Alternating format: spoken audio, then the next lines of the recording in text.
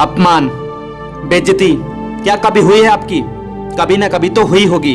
कभी ना कभी तो किसी ने कहा ही होगा कि हट जा यहाँ से, कौन है बे तू, औकात क्या है तेरी, और तेरी हिम्मत कैसी हुई इस तरह से बात करने की। शक्ल देखी है कभी आईने में? बड़ा आया है यहाँ बोलने वाला।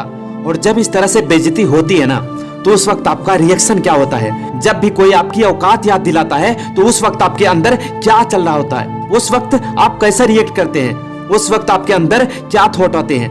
गुस्सा भी आता होगा और बहुत बुरा भी फील होता है। पर क्या हो अगर मैं कहूँ कि बेइज्जती होना भी जरूरी है, मजाक बनना भी जरूरी है, क्योंकि इतिहास गवाह है मेरे दोस्त, जो भी इंसान जमीन से उठकर आसमान की बुलंदियों को छुआ है ना, हर किसी का कभी ना कभी मजाक बना है, कभी ना कभी बेइज्जती हुई है। और एक बार नहीं बल्कि कई बार हुई है।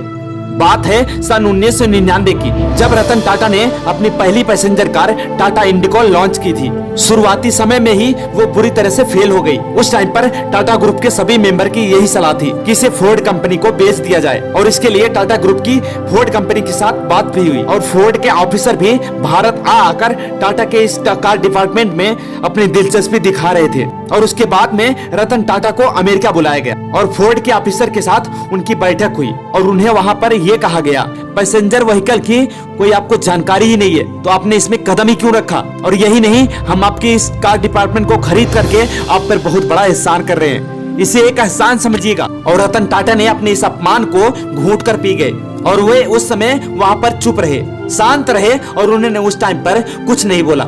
रतन टाटा ने बदले की भावना में समय गंवाने से ज्यादा जरूरी समझा अपनी कमियों को सुधारना। उन्होंने उस समय अपने कार सेगमेंट को बेचने का विचार बदल लिया और अपना पूरा फोकस अपने कार बिजनेस में लगा दिया। और कहते हैं ना कि समय पहिए के समान घूमता है, और उसी तरह से समय का पहिया घूमा, और रतन टाटा की मेहनत ने टाटा मोटर्स को नई सफलता की ऊंचाइयों पर पहुंचा दिया। और एक तरफ टाटा ग्रुप की टाटा मोटर्स कामयाब हो रही थी, तो वहीं 2008 में फोर्ड कंपनी दिवालेपन की स्थिति में आ गई थी। क्योंकि कोई भी इंसान अपना सम्मान भूल सकता है लेकिन अपना अपमान नहीं। कोई कुछ भी कहे लेकिन उस टाइम पर तुरंत रिएक्ट मत करो।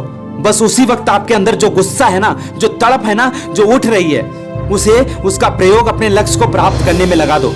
क्योंकि बाहर निकाल दोगे तो वो बेइज्जती तो होगी ही सही, पर तुम कभी अपना बदला नहीं ले पाओगे, और ना ही वो इज्जत हासिल कर पाओगे जो तुम पाना चाहते हो।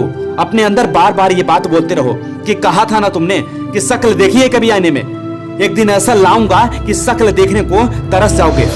कहा था ना तुमने कि चल हट यहाँ से, कौन है बे तू, एक दिन ऐसा लाऊंगा कि कोई बैठा नहीं रहेगा जब मैं खड़ा रहूंगा।